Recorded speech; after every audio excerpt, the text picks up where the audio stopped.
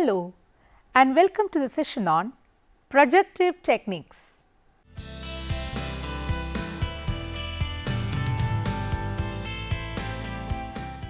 History, definition and characteristics.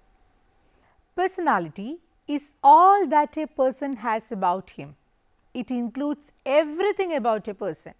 It includes all the behavior patterns, that is cognitive, and affective, and covers not only the conscious activities, but goes deeper to semi-conscious and unconscious also.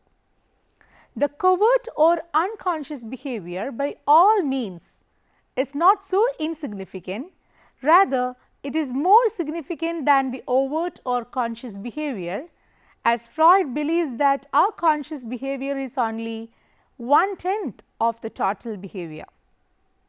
Psychologists to study the unconscious motivation of personality attempted to devise a new kind of instrument generally called projective techniques. These techniques, which do not only emphasize on the observable part of human personality, but can reveal his inner or private world and go deeper in the unconscious behavior of an individual to dig out repressed feelings, wishes, desires, fears, hopes and ambitions. Definition. Projective techniques are standardized sample of behavior which is not stimulus bounded. The essence of projective techniques can be briefly described as: it is to examine the personal production of a subject and to interpret it for the light it may throw on his personality. For instance, a projective technique is an instrument that is considered especially sensitive to covert or unconscious aspect of behavior. It permits or encourages a wide variety of subject responses. It is highly multidimensional and it evokes usually rich response data with a minimum of subject awareness concerning the purpose of the test. Characteristics of projective techniques. Projective technique of assessing personality was developed as a protest by psychoanalysts and gestalt-oriented psychologists against the behaviorist and statistical emphasis in testing of personality in 1920s.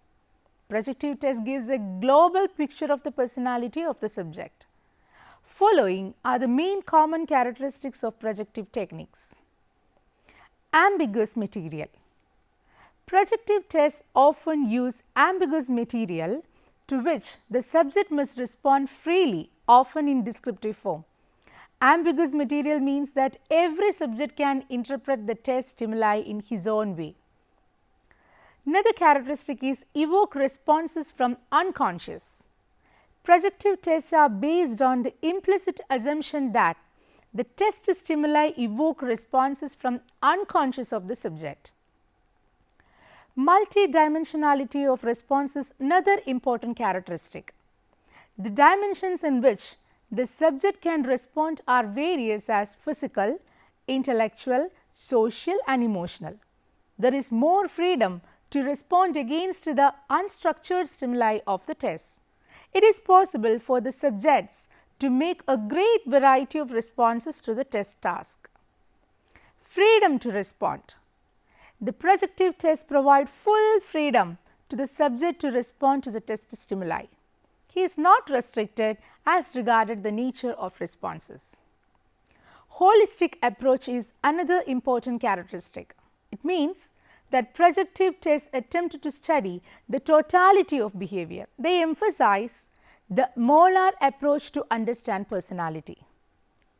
Answers are not right or wrong in a projective technique. The responses of the subject are not scored or evaluated as right or wrong. The purpose of the projective test is disguised. Another important topic is important projective tests. Rorschach Ink-Blot test.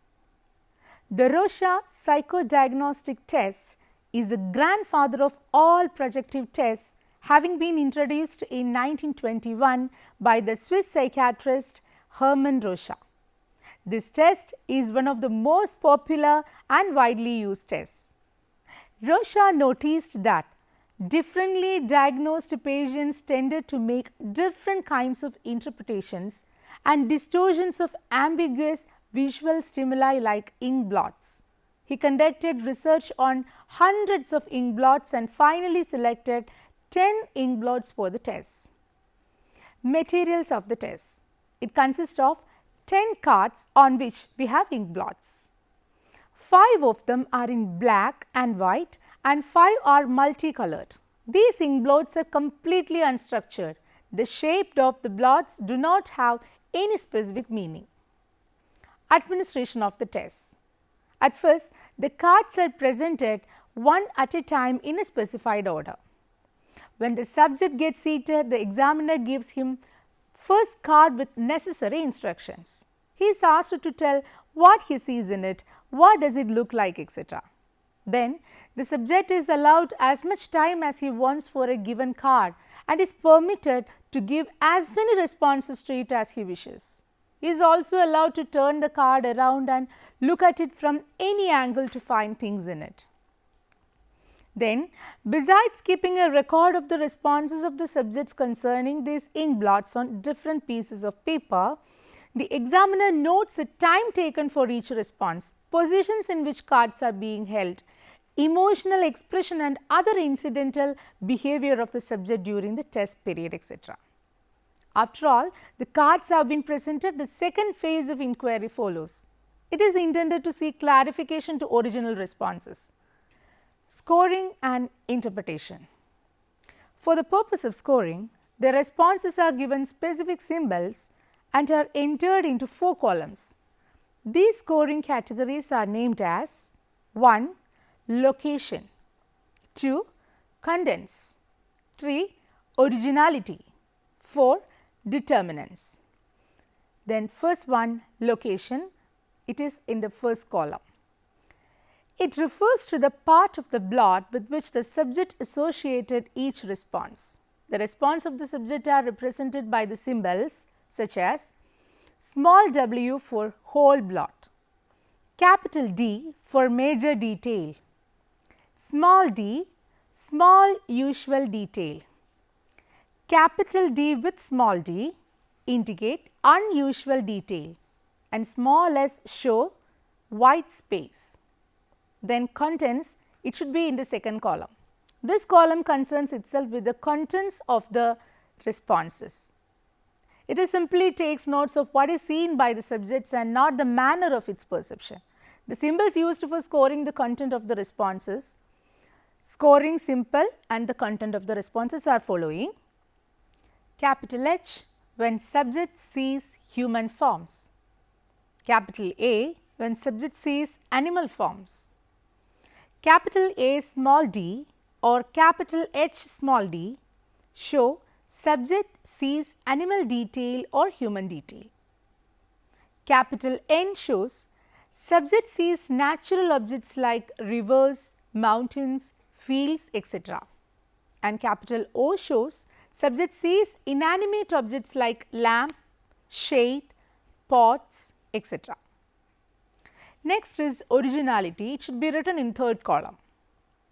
For each of 10 cards, certain responses are scored as popular by symbol P because of their common occurrences, while some others in which something new is given and thus they indicate some type of originality in them are scored as original and depicted by the symbol O.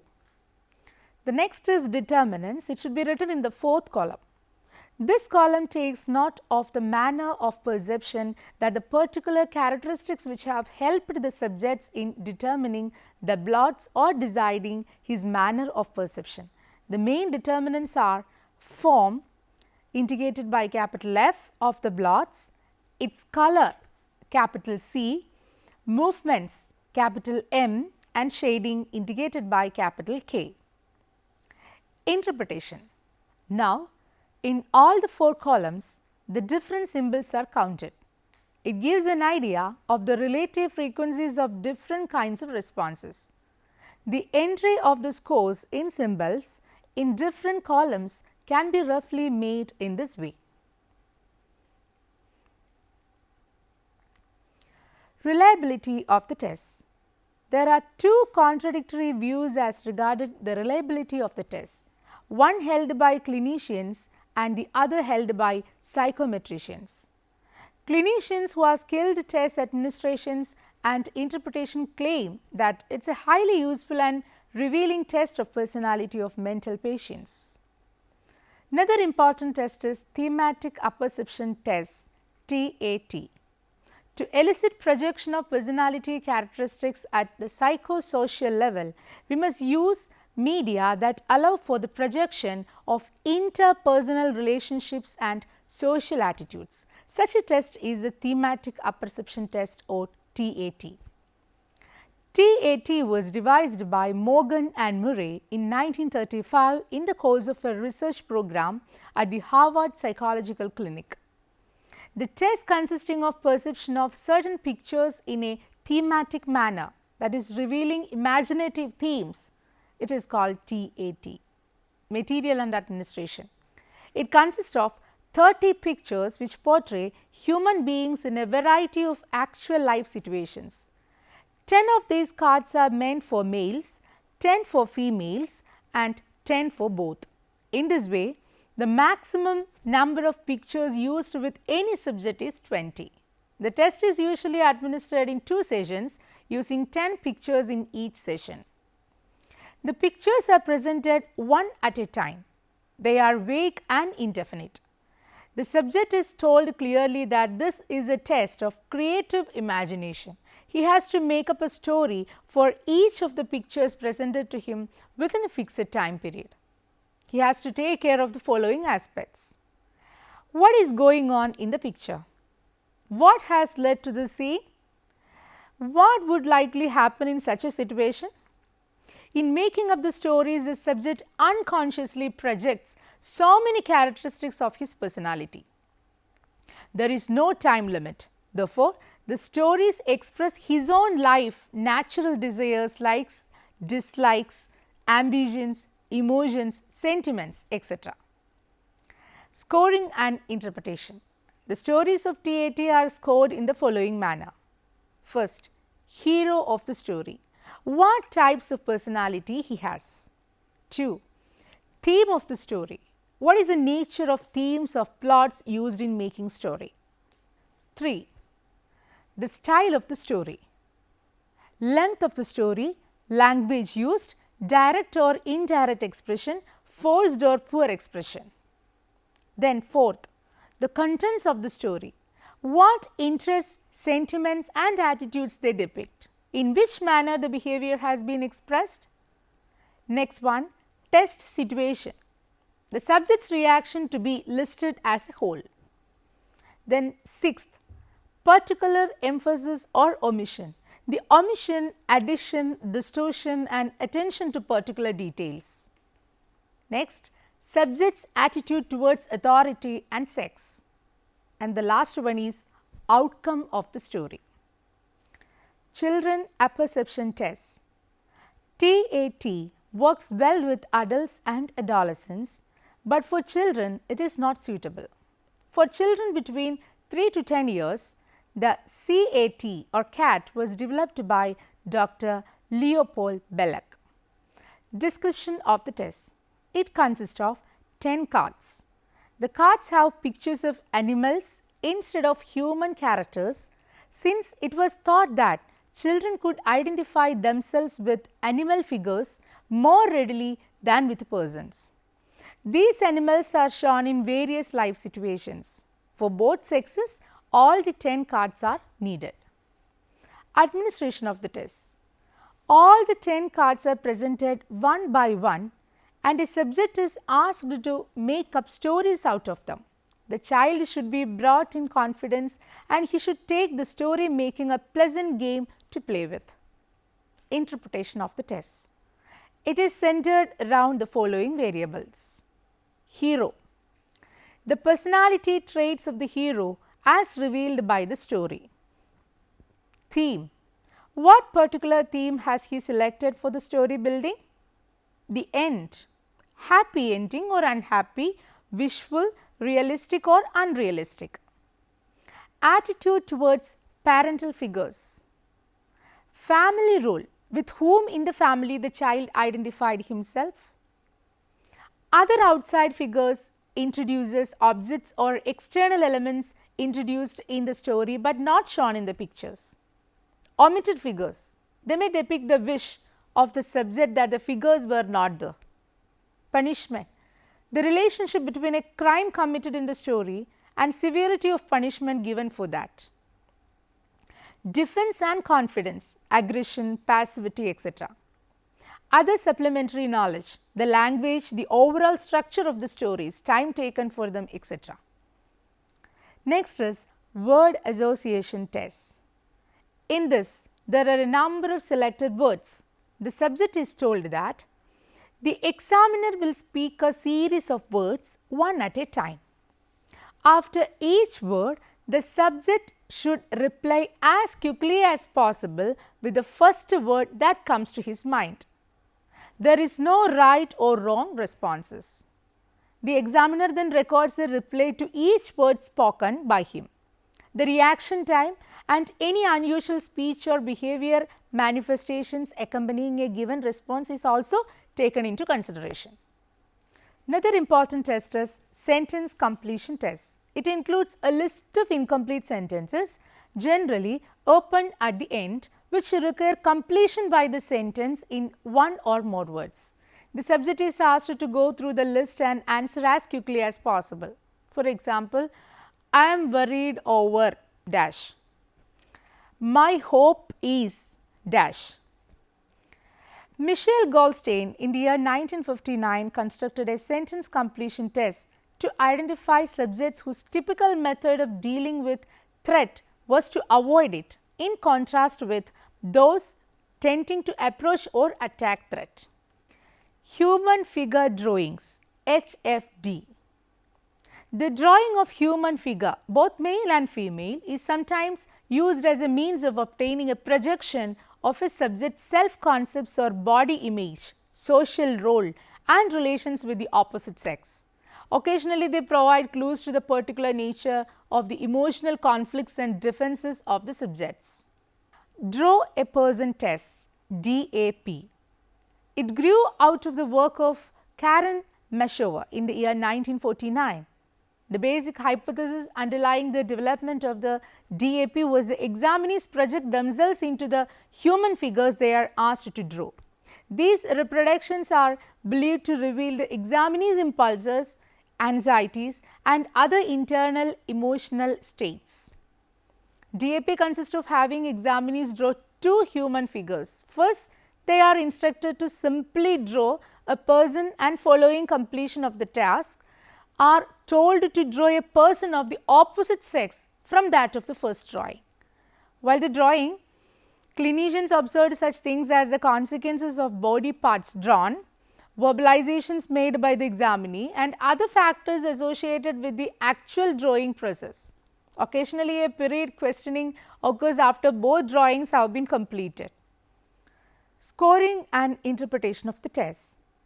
Scoring and interpreting the DAP is a complex subjective task.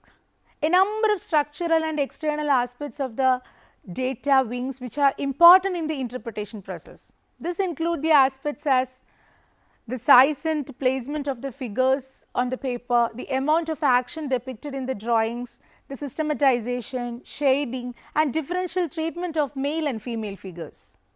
Attention is also given to the specific body parts.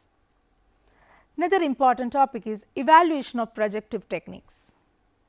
Several general questions can be raised to some extent about most projective techniques. These questions can be conventionally considered in summary form. First one is rapport and applicability. Most projective techniques represent an effective means for breaking the ice during the initial contacts between clinician and client. It tends to divert the individual's attention away from herself and himself and thus reduces embarrassment and defensiveness. Certain projective techniques may be especially useful with young children, illiterates and persons with language difficulties and speech defects.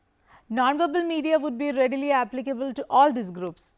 With these verbally limited groups, projective techniques may help the test taker to communicate with examiner. faking is another important problem.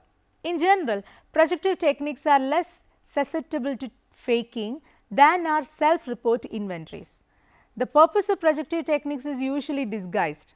Even if an individual has some psychological sophistication and is familiar with the general nature of particular instrument, it is still unlikely that he or she can predict the intricate ways in which the responses will be scored and interpreted.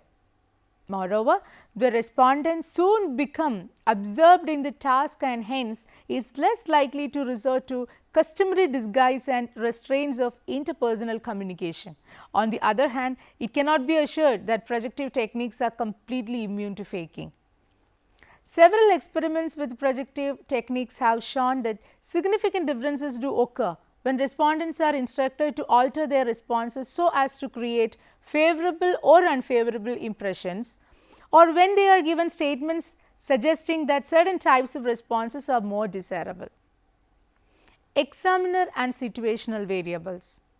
It is obvious that most projective techniques are inadequately standardized with respect to both administration and scoring, or are not used in a standardized fashion in clinical practice. Even when employing identical instructions, some examiners may be more encouraging or reassuring, others more threatening owing to their general manner and appearance. Such responses may affect response productivity, defensiveness, imaginativeness, and other basic performance characteristics. Equally serious is the lack of objectivity in scoring and interpretation. The final steps in the evaluation and integration of the raw data usually depend on the skill and clinical experience of the examiner. The most disturbing implication of this situation is that the interpretations of scores often as projective for the examiner as the test stimuli are for the examinee. Norms. Another conspicuous deficiency common to many projective instruments pertains to normative data. Such data may be completely lacking, grossly inadequate, or based on vaguely described populations. In the absence of adequate objective norms, the clinician falls back on her or his general clinical experience to interpret projective test performance. But such a frame of reference is subject to all the distortions of memory that are themselves reflections of theoretical bias, preconception, and other idiosyncrasies of the clinician. Reliability. In view of the special nature of scoring procedures and the inadequacies of normative data in projective testing, scorer reliability becomes an important consideration. It should include also the final integrative and interpretive stages. Interpretive scorer reliability is concerned with the extent to which different examiners attribute the same personality characteristics of the respondent on the basis of their interpretations of the identical record. Validity. Many validation studies of projective tests have been concerned with concurrent criterion related validation. Most of these have compared the performance of contrasted groups such as occupational or diagnostic groups. These groups often differ in other respects such as age and education. The projective hypothesis. The traditional assumption regarding projective techniques has been that the individual's responses to the ambiguous stimuli presented to her or him reflect significant personality attributes. But a large and growing body of research indicates that many other factors can affect those responses such as hunger, sleep deprivation, drugs, anxiety, and frustration. Ability factors, and particularly verbal ability, clearly affect scores on most projective techniques. In the light of all these findings, projective test responses can be meaningfully interpreted only when the examiner has extensive information about the circumstances under which they were obtained and the aptitudes and experimental background of the respondent. Let us summarize what we have discussed so far. This chapter provides a detailed description of projective tests. It discusses the history, definitions, and major characteristics of projective techniques. The important and widely used projective techniques like Ink-Blot test, TAT, CAT, picture completion test, etc. are also discussed. Moreover, the chapter includes an evaluation of projective techniques in terms of its merits and limitations. Now, you can try to answer the questions given here. 1. Explain the features of projective techniques. 2. Discuss Rorschach Ink-Blot technique. 3. What is TAT? Explain. 4. What do you mean by Ink-Blot tests? 5. What are the advantages of projective techniques? 6. Discuss the limitations of projective techniques. Hope that you may go through the reference books given here for further reading. Objective Personality Assessment, written by J. N. Butcher and L. S. Keller, India 1984, Pregman Press, New York. Measurement and Evaluation in Psychology and Education by L. Thorndike and Hagen, India 1979, Valley Eastern Private Limited, New Delhi. Psychological Testing by Anastasi and Urbina, India 2007, Prentice Hall, New Delhi. Thank you for watching this program. We can meet again with another topic. Have a nice day.